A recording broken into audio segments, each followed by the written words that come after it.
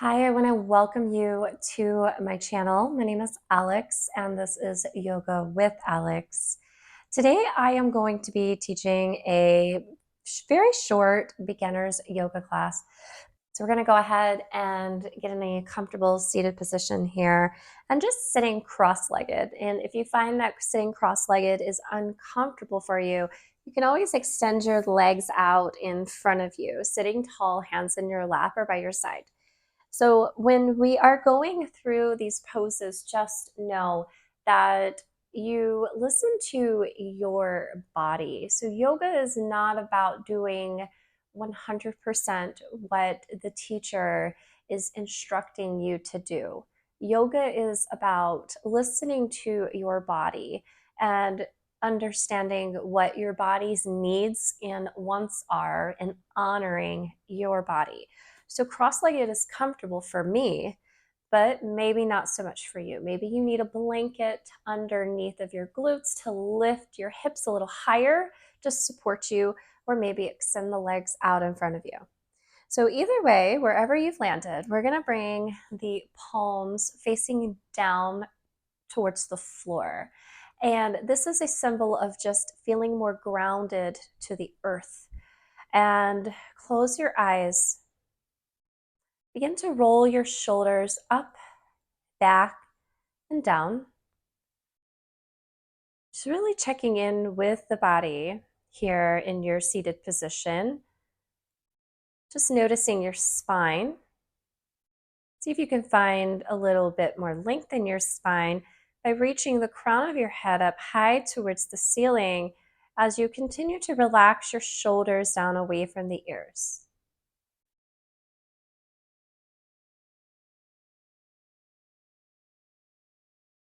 And then from here, I want you to draw your awareness to your breath. So in a yoga class, you will always start with a grounding exercise.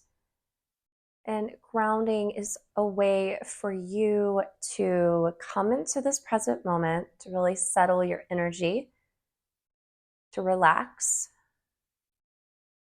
to begin to tune into your body.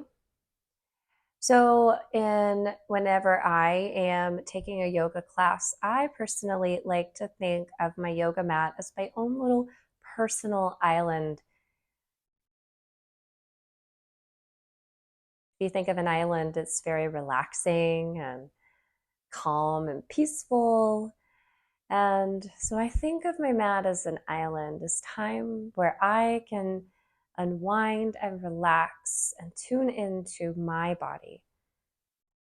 So beginning to tune into your breath, just noticing your breath, not controlling it, just noticing the rise and the fall of your chest as you breathe in and out.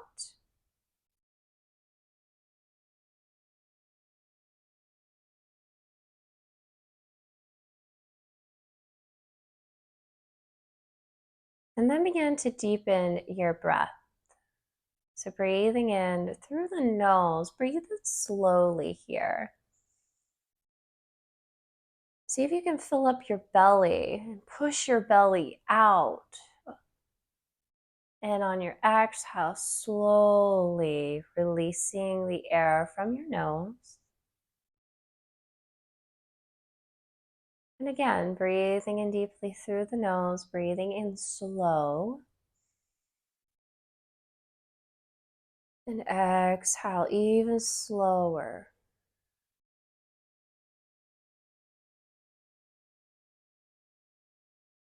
Continuing with this breathing exercise.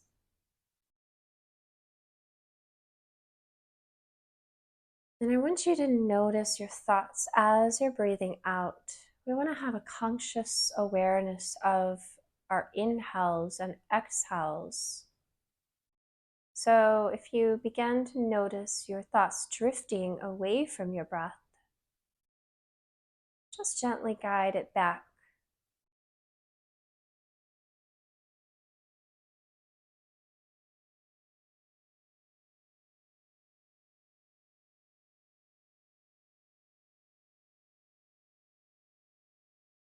And then one more deep breath. And on your next exhale, open your mouth and sigh it out. We'll do that one more time. Inhale in really deep. And sigh it out. So from here, slowly begin to open your eyes, and we'll begin with some movement. So in yoga, yoga has 8 different limbs of yoga, which means there are 8 different things that we do as a way to live out yoga in our lives. And so on our mat, the movement we do is actually only one of the 8 limbs of yoga, the 8 things that we do to live out a yogic life. So we are going to begin by bringing some gentle movement into the body here. So with your hands on your knees, we're going to, on an inhale, we're going to shine our heart forward. We're going to come into the seated cow pose. Send your gaze up towards the ceiling. Squeeze the shoulder blades together. You can close your eyes if that feels good. Breathing into the shoulder blades as you bring some gentle movement into the shoulders and the spine. Keep breathing deep and slow. Now, on your next exhale, we're going to come into a seated cat pose. We're going to round into the spine like an angry cat. You can bring the fingertips onto the knees. Spread the shoulder blades nice and wide. Finding this beautiful arch here, this C curve into the spine. Chin can fall to the chest. Feeling that stretch into your shoulder blades. Keep breathing deep and slow. Now on your next inhale, back to seated cow. Shine your heart forward. Squeeze the shoulder blades together. Gaze high. And exhale to seated cat. Inhale, cow. And exhale to cat. Notice how we're inhaling to cow and exhaling to cat. We're going to continue to do that. So inhaling to cow, exhaling to cat. And this helping, and when we connect our movement and our breath together, it'll help you to keep your awareness within your body because you're intentionally thinking about each inhale. You're shining your heart forward and gazing high to cow. And each exhale, you're rounding into your spine for cat pose.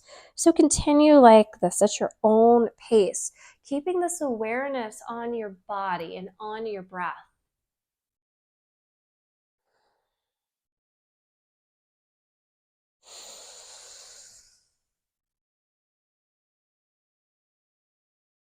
Beautiful, beautiful, beautiful. Now, we're going to come back into this comfortable seated position, and you're going to meet me on hands and knees for a tabletop pose.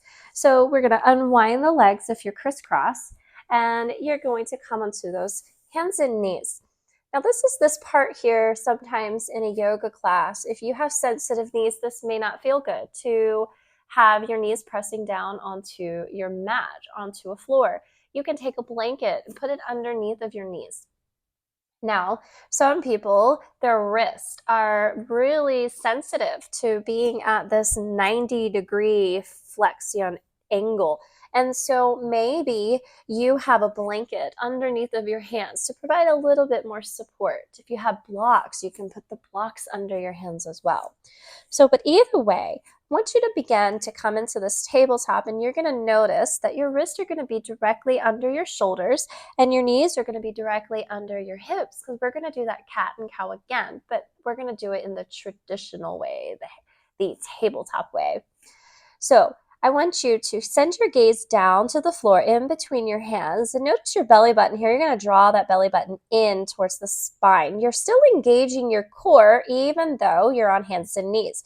You're not going to be dipping down, hunching into the chest here. You're going to make sure that you have a nice flat back, spreading those shoulder blades nice and wide. So on your inhale, coming into that cow, dropping your belly, send your gaze up to the ceiling. And exhale for cat. Round into your spine, chin to chest. Inhale to cow. Exhale to cat. And noticing what your shoulder blades are doing as you're coming in between cat and cow. So as you dip the belly down into cow, you're squeezing the shoulder blades together, gazing as high as you can. And as you round into your spine to cat, you're spreading the shoulder blades apart, finding the stretch into the shoulders. Continuing to go at your own pace between cat and cow.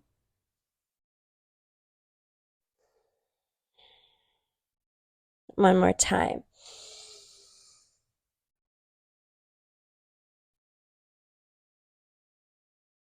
And then finding this neutral spine here.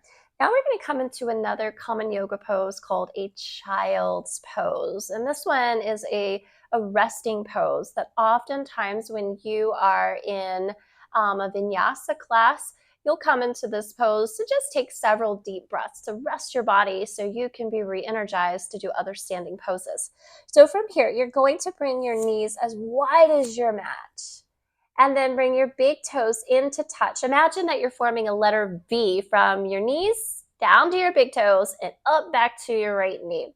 So from here, you're going to begin to slowly sink your hips back towards your heels. Now, the goal is to get your glutes to touch your heels. And I recognize that sometimes if you have tight quads, that might not feel good. Maybe you put a blanket in between your legs. Now from here, you're going to slowly begin to melt your forehead down towards the floor. And so if your forehead does not touch the floor here, that is perfectly a-okay. Again, you can take a blanket and place it underneath of your forehead to bring the earth a little closer to you. Now, for me, I do have really tight shoulders and a tight upper back, and I find it really hard to find length into my arms. So nice straight arms reaching forward towards the top of the mat. But that is what we're actively working towards. Straightening the arms, reaching the fingertips towards the top of the mat while you're still sinking your glutes down towards the heels. So you're going to find this lovely stretch here into the shoulders, into the chest, into the lower back.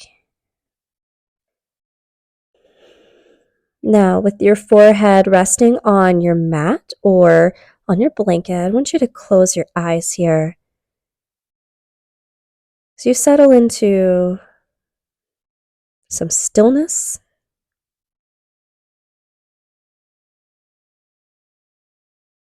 and deepen your breath.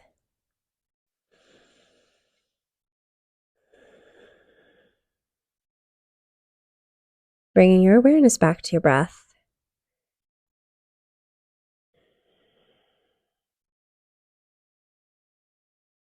Two more deep breaths.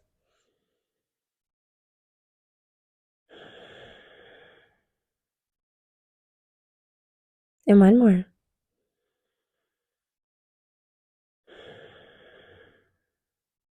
Now I want you to inhale where you are. Now on your exhale, begin to walk your hands to the far right side of your mat, and your hands may walk off the mat. That's perfectly fine. And you're still sinking that left glute back towards the left heel here, finding length into the left side of your body. Now you may take your left hand on top of the right hand. We're calling this a lateral child's pose. And you're going to begin to slowly melt your forehead down towards the floor. Now I want you to imagine here that you are reaching your hands and your glutes as far away from one another as you can. So you're still trying to find length into your arms here. Your biceps will be resting right by the sides of your head. You're still melting the hips back towards the heels as you feel the stretch into your left shoulder. We're going to find a few breaths here in silence. So breathe in deeply and exhale.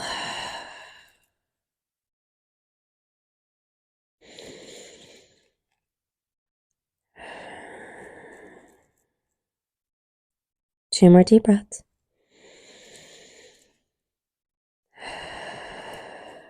And one more. Okay, so on your next inhale, you're slowly going to come back to center. Walk your hands towards the center of the mat. And on your exhale, begin to walk your hands to the far left side of the mat. And again, your hands may walk off the mat. That's perfectly fine. Your right hand is going to stack on the left hand. If that feels good, you're going to melt those hips back towards the heels as you rest your forehead down towards the floor. And again, you're reaching your hands as far away from your glutes as you can, finding this length into your arms as you feel the stretch into your right shoulder. And breathing here for a few breaths in silence, breathing in.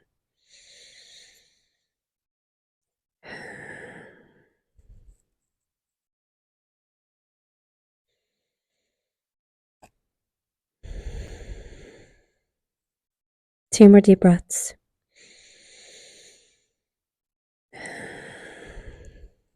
And one more. Begin to walk your hands right back towards the center. And then slowly walk your hands back towards you as you come to rise here. Now we're going to talk about two poses in yoga that are strength building poses for the upper body and for your core. One of them is called downward facing dog. I'm sure you've heard of that quite often. It's a lot of yogis have a love-hate relationship with downward facing dog. So we're going to talk about downward facing dog, and we're also going to talk about plank pose. Sorry, I had a brain fart moment. We're going to talk about plank pose as well. So we're going to start in a plank first. So we're going to hold this plank for a few breaths, and then we're going to push back into a downward facing dog. Now, before we just jump into plank pose, I want to encourage you to, when we come into plank and shift back to your downward facing dog, I want you to imagine that your hands and your feet are totally glued to your mat. You're not going to be shifting them in any direction when you push back to downward facing dog. You'll see what I mean in a second. So let's go ahead and we're going to get set up with our plank pose here. So from here in your plank, you're going to make sure that your shoulders are stacked directly over your wrists. And I want you to spread your fingers nice and wide here, as wide as you possibly can. Now, before we even straighten our legs back to come into plank, I want you to know that this right here can be your plank pose. If you find that it is too much on your shoulders or your wrists to be in a plank, you can always drop the knees down. There is no shame in this plank game right here with the knees dropped down. Now, for some, if you have sensitive wrist and this is not going to work, you can always, where your hands are, place your elbows right there. Number 11, with the arms, fingers spread wide for a forearm plank. I'm going to come into that traditional plank with the legs extended, knowing that you can keep your knees dropped on the floor if you need to drop them back down.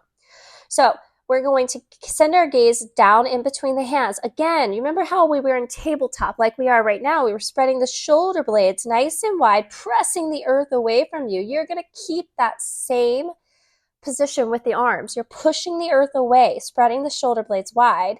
Fingers are pressing into the mat. Press the tips of those fingers into the mat as you begin to straighten one leg back and then straighten the other leg back. Ooh, already feeling it.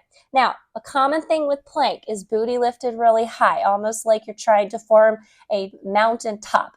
You want to keep the booty down here. You also don't want to dip down here. This is actually a different variation. This is a different pose altogether. So you want to keep your hips nice and high and elevated, nice straight line with the neck and the spine. Breathing here for 2 more deep breaths. I know it's rough. One more. Now I want you to notice where your hands and feet are. You're going to keep them just where they are as you begin to lift your hips up towards the ceiling for what we call downward facing dog. Now, in downward facing dog, I want you to send your gaze between your legs here. And we're trying to melt our heels down towards the mat as much as we possibly can. You're going to begin to feel that stretch here into your hamstrings. Now, another thing with downward facing dog, we want to also begin to press our upper body, our chest, back towards the tops of our legs. So imagine your booty. You're trying to reach the booty up really high towards the ceiling. You're trying to form a peak in the mountain with your booty as you press the chest back towards the tops of the legs and melt the heels down. You're going to feel that within your shoulders as you press that upper body back towards the tops of the legs. Now your gaze is going to stay in between the legs here. Now to protect your wrist, press those fingertips into the floor. And maybe you begin to bend one knee at a time. This can feel really good to just loosen up those hamstrings. And as you bend one knee, you're going to straighten the opposite leg, pressing that heel down towards the floor even more to get a deeper hamstring stretch. Beautiful. And then finding the stillness into your downward facing dog, press the upper body back towards the tops of the legs. Inhale here. Exhale, begin to drop your knees down towards the floor, back into child's pose, knees as wide as the mat, big toes touch. Getting a little experience as to resting in child's pose, because that downward facing dog can be very tiring on your shoulders, on your wrist, and your fingers. 2 deep breaths here. Inhale. Exhale. One more inhale. And exhale. Slowly beginning to shift forward here. And we're going to extend our legs out long in front of us.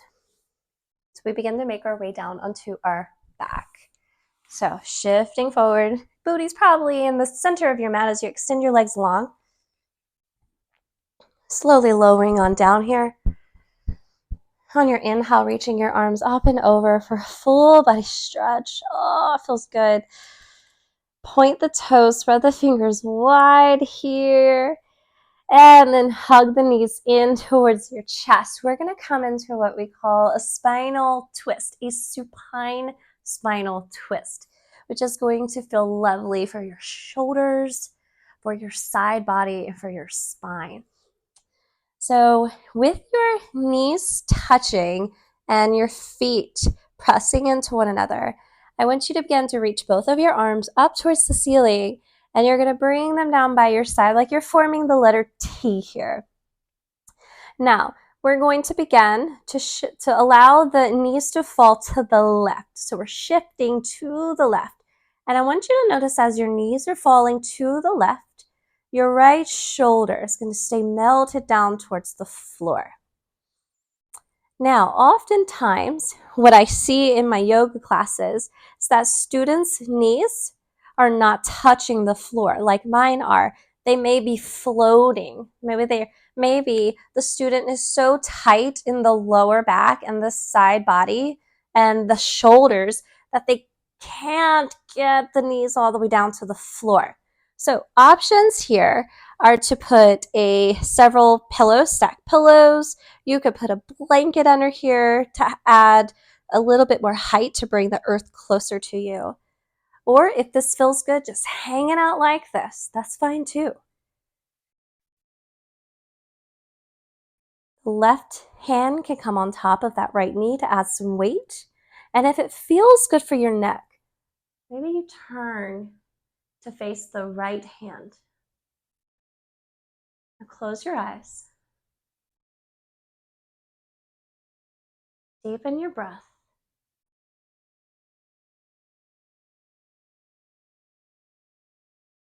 And try to relax your shoulders.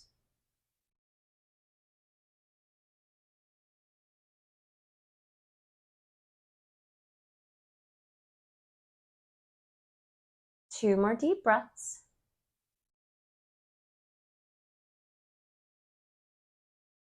One more.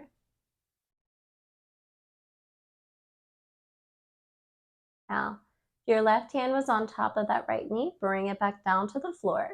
And I want you to use your core here to slowly lift those legs, roll onto the spine, and very slowly dropping the knees to the right this time. My nose itches. There we go.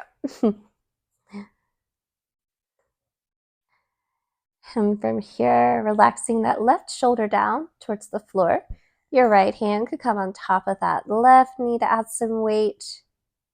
Or if you needed pillows or blankets underneath of the legs, do that. Option to send your gaze over towards your your left arm. Deepen your breath.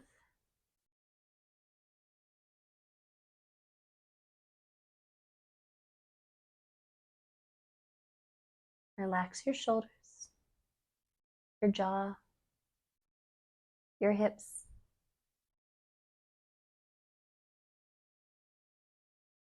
Two more deep breaths. And one more. Now, again, releasing the right hand from your knee, slow and controlled, rolling onto the spine. Use your core here. And for one of my favorite yoga poses, a happy baby, you're going to draw your knees in towards your armpits, and options to wrap the arms around the legs here, really hugging those knees in towards the armpits. Now you'll notice that my head is still laid on the floor, and my lower back is pressing down into the floor as well. So oftentimes you'll see people in yoga classes reaching for their feet, but their lower back is lifting off the floor. Their head is lifting off the floor as a way to try to grab the feet. No, you want to be able to rest the head down, the shoulders down, the lower back pressing into the floor.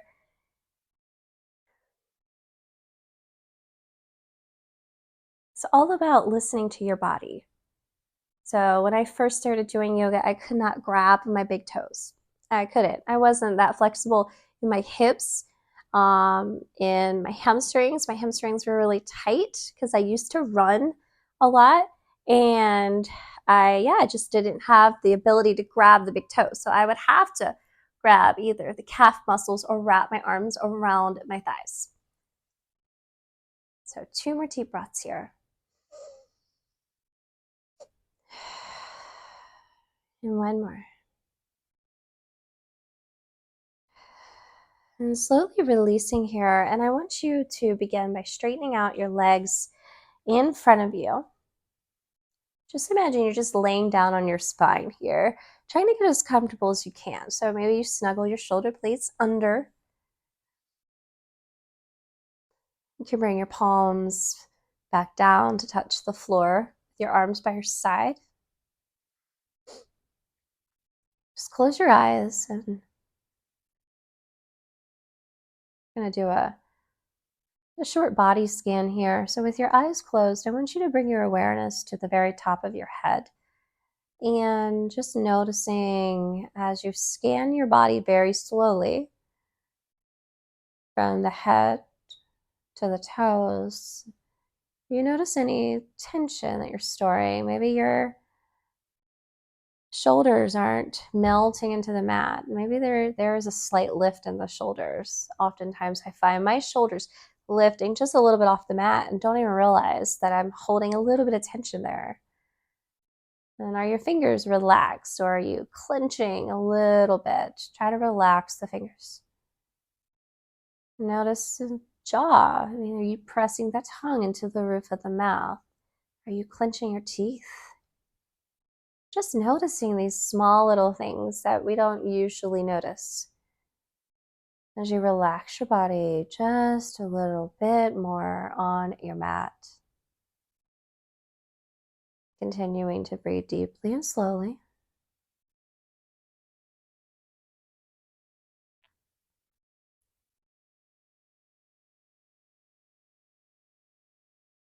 As we talked earlier, I explained to you that the physical practice of yoga is called asana, A-S-A-N-A, and that there are 8 different things. We call them the 8 limbs of yoga, so 8 different things that we do as a way to live a yogic life. And asana, the physical practice, is just one of those 8 things. And so we practice the physical postures because they help us to not just take care of our body through movement by building strength and flexibility, it helps us to burn off this energy. It helps us to feel more connected within ourselves. It teaches us how to be in the present moment with our breath and how to just tune inward, because oftentimes we are just tuned outward to the world that we lose sight of ourselves. So at the end of a yoga practice, after we've done the asana, the movement, we come into a final posture that is called savasana. Now, in English, savasana is interpreted as corpse pose. We're just totally still. The movement is complete. And we allow ourselves to lay here on our mats to absorb the benefits of the practice, to just breathe, to empty the mind of all of the mind stuff that weighs us down, stresses us out, overwhelms us, and allowing yourself to just be here with your breath.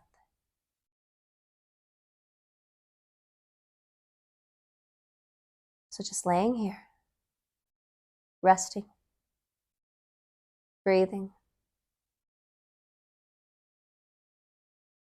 May you find peace, and I will signal you out of your Shavasana. Just rest. Shavasana.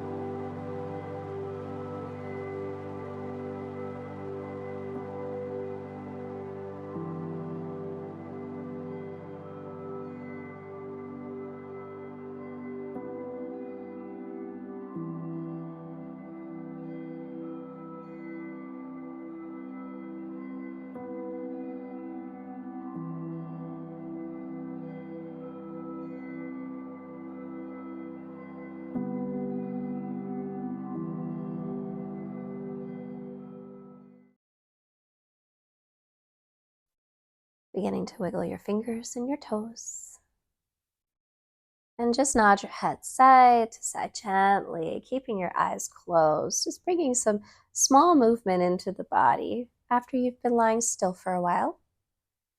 You can reach your arms up and over for a full body stretch.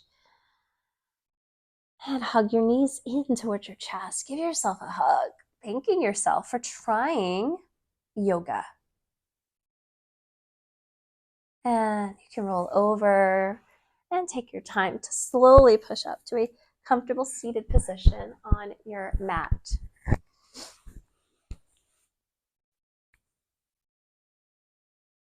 And I want to thank you so much for joining me for this short intro to beginners yoga, where we talked about a lot of warm-up poses to help prepare you for other beginners yoga classes on my channel and Vinyasa yoga classes that are on my channel.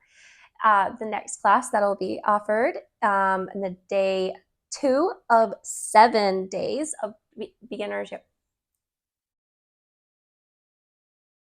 And I want to thank you so much for joining me for this intro to beginners yoga class. This is day 1 of 7. Day 2 will be focusing on standing postures. And so I hope to see you on day 2 of 7 for standing postures. Don't forget to like and subscribe to Yoga with Alex. You can follow me on Instagram at Alex Bogart Yoga and on Facebook, Yoga with Alex. I hope to see you very soon in person at one of my pop-up events in Charleston, South Carolina, or maybe I'll see you again on here very soon. Namaste, my friends. Bye.